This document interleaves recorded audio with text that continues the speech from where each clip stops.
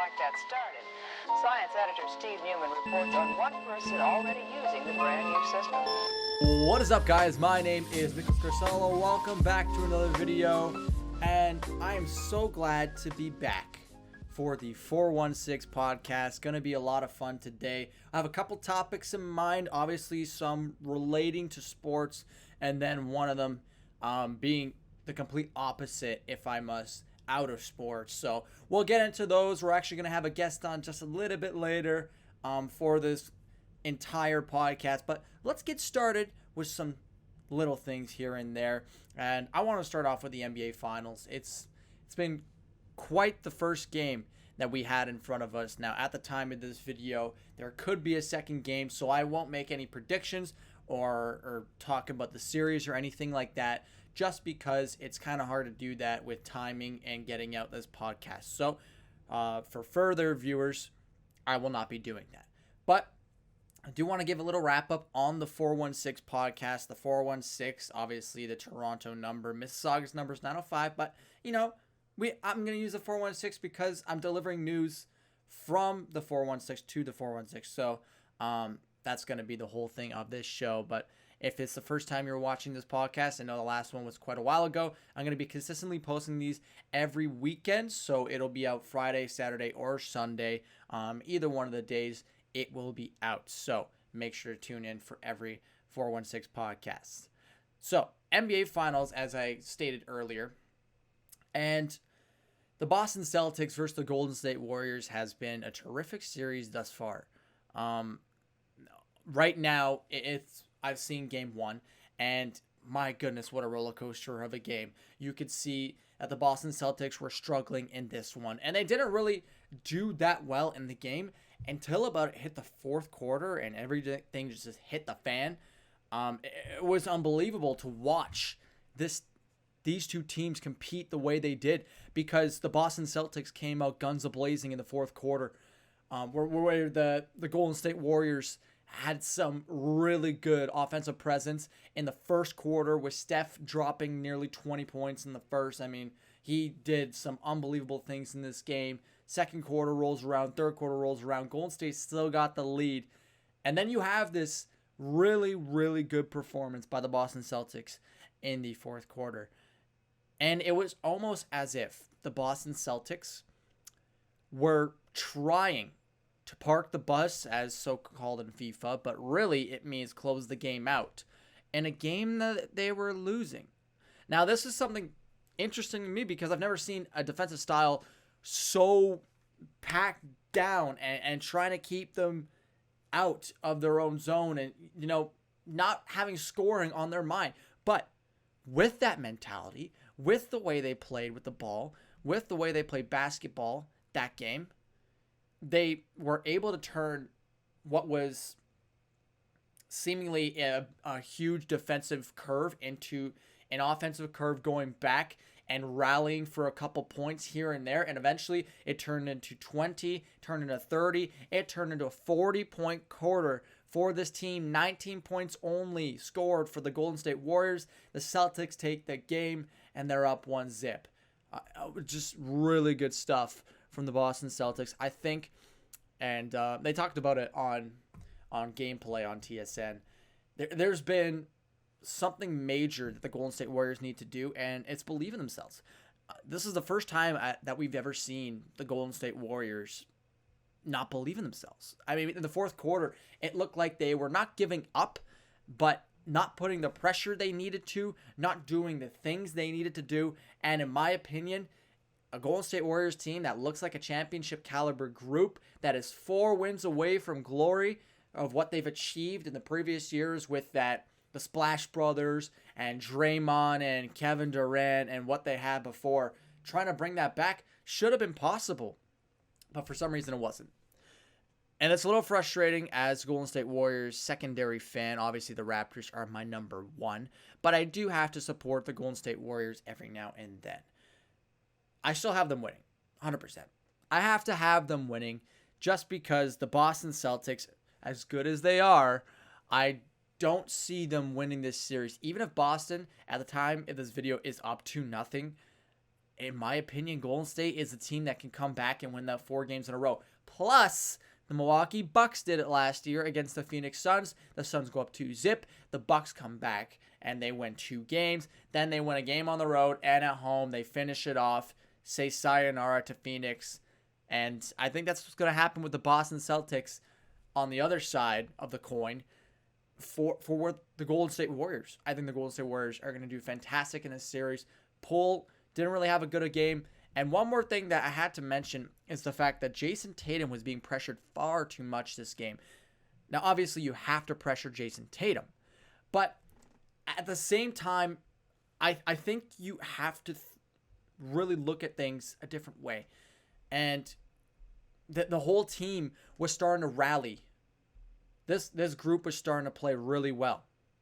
And Jason Tatum was no longer the focus of the Boston Celtics. So when you look at that, when you look at it from that angle, I see Jason Tatum, who is helping his teammates feed the ball, get the ball in the basket. Al Horford had a fantastic night. Marcus Smart had a fantastic night. Jaylen Brown, so many guys to name, because the pressure was off Tatum, considering all the Golden State Warriors players was doing was watching Tatum. And that's a mistake. So I do have to pause there for a second. We'll come back after a short little break. I'm going to bring in a buddy of mine to talk about the Stanley Cup Playoffs and the Toronto Maple Leafs. This is the 416 podcast. I'll see you guys after the break. Welcome to the NBA Finals.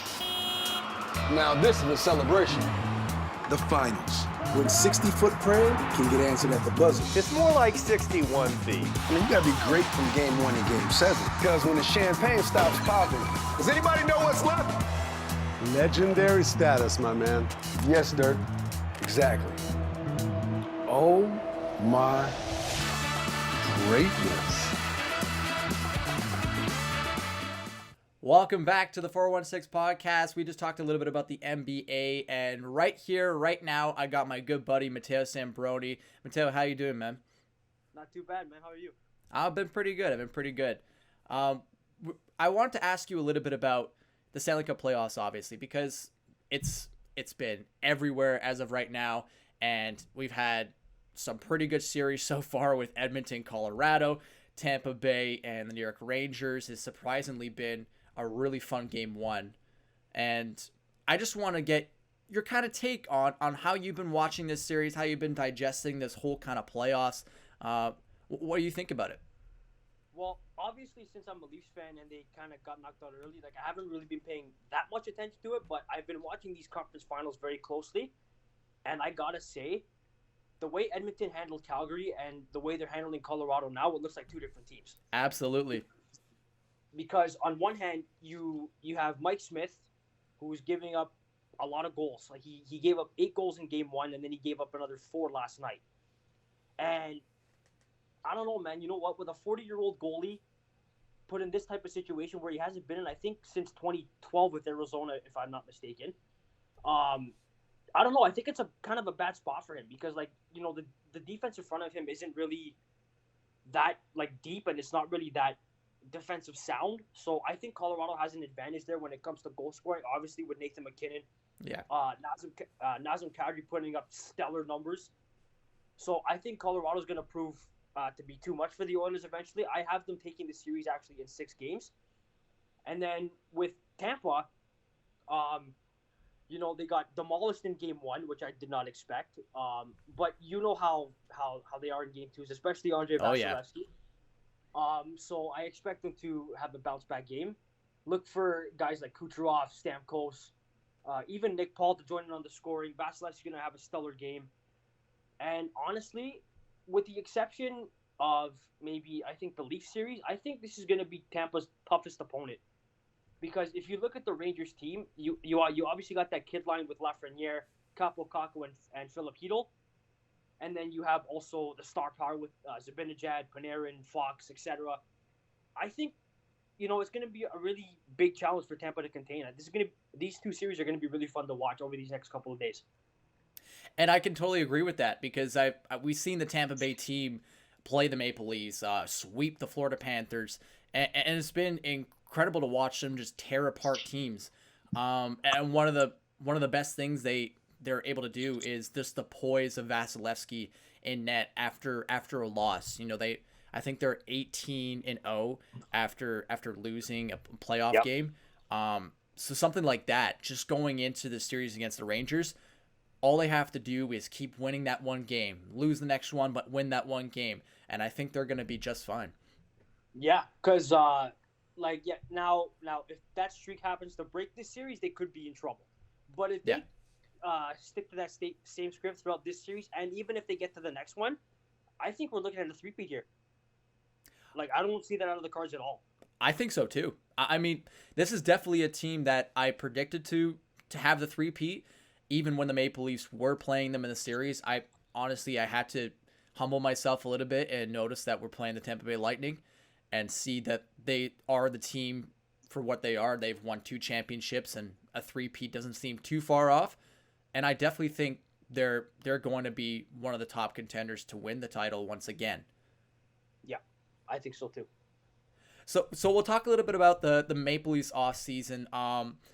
Considering what happened, do you see any of the top 6, and not necessarily just the chunk of the core in the Maple Leafs lineup, but the actual top 6? Do you see any big pieces possibly moving this offseason?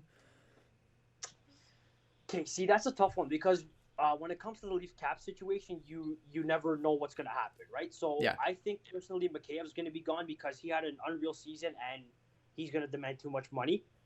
When it comes to guys like Tavares, you know, he's got that no movement clause, so it's going to be really tough to move that contract, especially with the cap hit. Yeah. And the only guy I could see maybe, depending on if the deal is good or not, to have be moved is William Nylander, because if you look at his stats over the past couple of seasons, he's been a 30 goal scorer the past couple of seasons since he's held out with his contract. Mm-hmm. So now I know people, you know, kind of nag on his work ethic and his, you know, attention to detail, but that's a pretty damn talented good winger. And absolutely. I think if the right move is out there, let's say for, you know, like a number 1 defenseman, a guy could play in your top pair, eat a lot of minutes. A number 1 goalie to kind of replace Jack Campbell. I'll talk about that a little bit later. You know, I think that could be a real significant piece that the Leafs could even consider moving, depending on if the deal's right or not. Yeah. Sorry. Go ahead. Oh, sorry. And just to back up on Jack Campbell here, he had a stellar season. Like, there was a month or so where he didn't really look himself, but throughout the entire season, especially in November, he was playing at a Vezina caliber type of goalie. Mm-hmm. And in the playoffs, he was really good too. He was, like, besides maybe 1 or 2 stinkers, he played really, really well. And so I think he's going to demand somewhere in the $4 to $5 million range. So, I like, again, with the Leafs cap constraints, I don't really know if they can afford that. So maybe, again, like I said, make a move with William Nylander, or even if you're going to find a tandem, I would suggest doing that as well.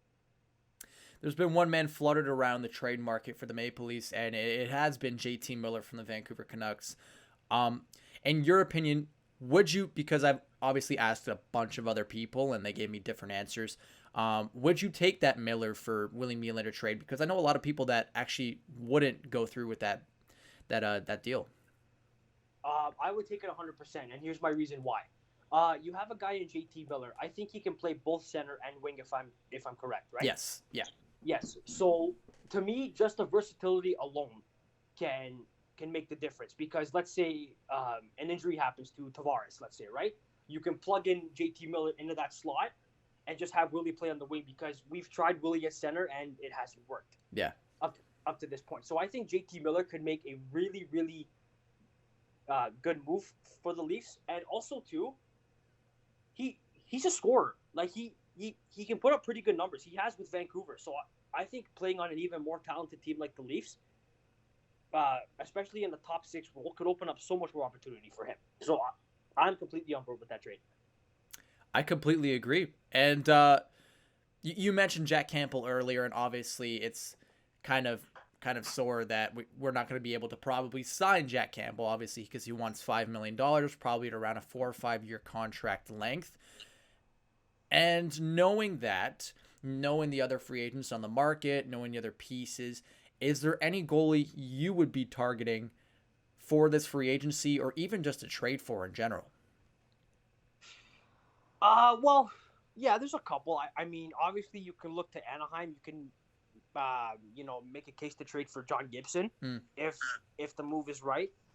You could also look at a guy. I don't really know how many free agent goalies there are, so I'm thinking even Darcy Kemper could be a name out there.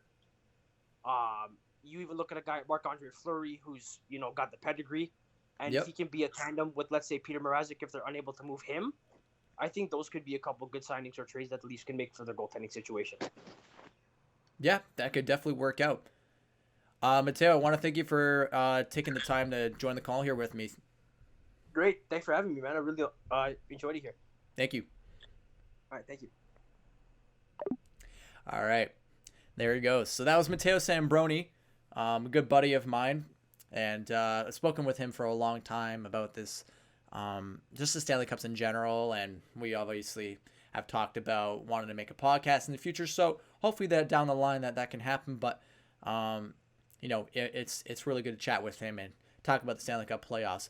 We're going to take a little bit of a break. I'll come back in a minute, and I'll talk a little bit about the Toronto Blue Jays 8-game win streak, possibly 9 tonight. Don't quote me on that because it could be over at the time of this video. And we'll get into a little bit of a case that just got solved in the Hollywood world. I'll bring that up in just a couple minutes. Stamkos breaks through the middle, takes the shot, scores! Matthews circles in front, shoots, scores! Austin Matthews! Stamkos takes over. Stamkos right in on goal! He scores!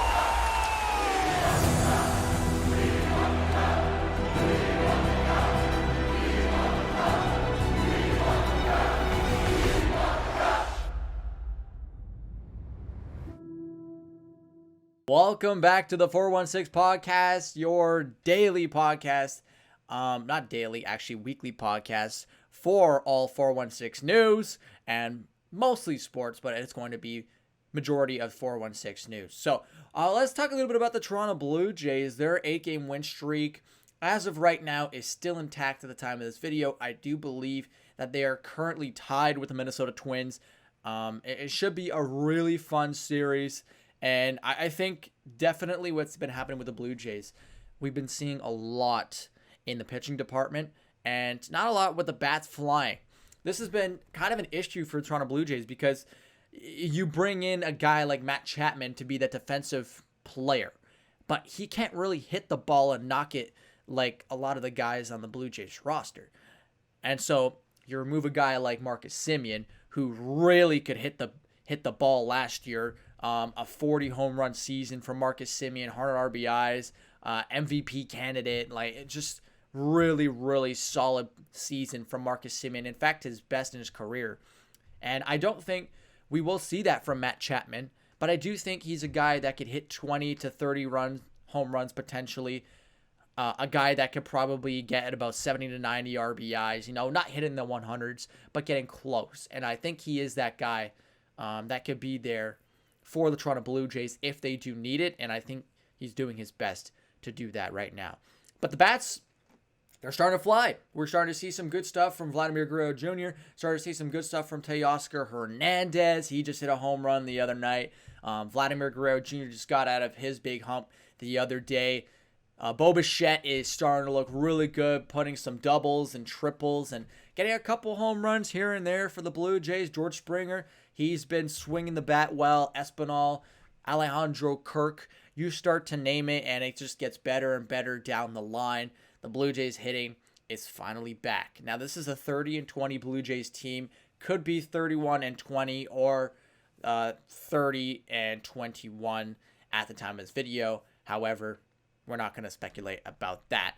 Toronto Blue Jays, this is a big series against the Minnesota Twins. The Twins are a first-place ball club, and I'll go more into this on my actual Blue Jays recap videos for the summer. I'll do a recap for every Blue Jays game. If you do want to check that out, I post them daily for every Blue Jays game, so make sure to check that out on my YouTube channel as well. But yeah, this is a big series against the Minnesota Twins, and a series that the Jays need to make a mark on. If they go and sweep the Minnesota Twins, that would be something absolutely incredible to watch for this ball club. I don't think it'll happen. I think they'll win 2-1 in the series. It's going to be a tough one against Minnesota Twins. They're hitting the ball well. They're pitching well. They're doing everything right now, this Twins ball club. And it's really incredible how they've kind of turned around their season compared to what happened last year, compared to 2 seasons ago. It's been really great to watch. One more thing to top off the day. We had something recently, not in the 416 world, but it's relevant to Toronto and it's relevant to the internet, so I will bring it up. Amber Heard and Johhny Depp, the defamation is complete. Amber Heard now owes Johhny Depp $15 million with a $2 million net worth on the internet. Now, we always know that stuff's not true, so she's probably actually making less than it claims to be online.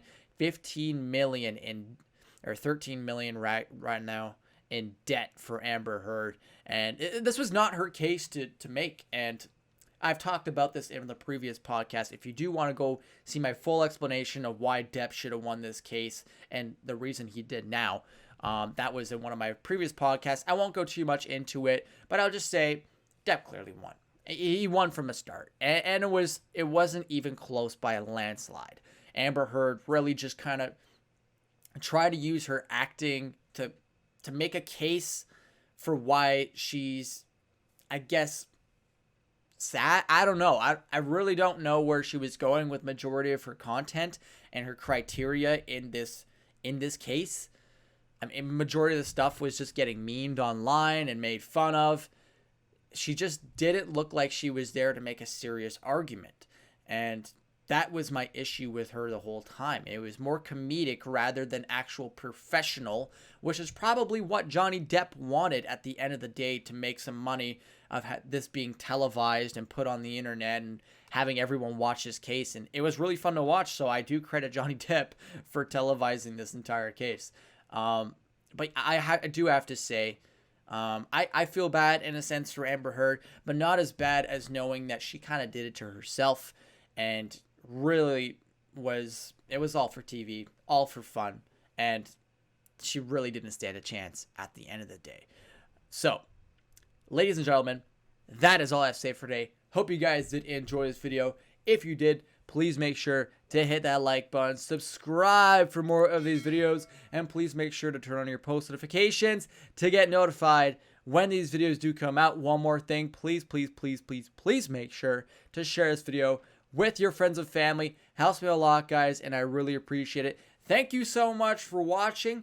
I will see you guys next week on the 416 podcast. Stanley Cup Playoffs, NBA Playoffs, you name it, I'm going to tell it. 416 podcast, peace out, and I'll see you guys in the next one. Take it easy, guys.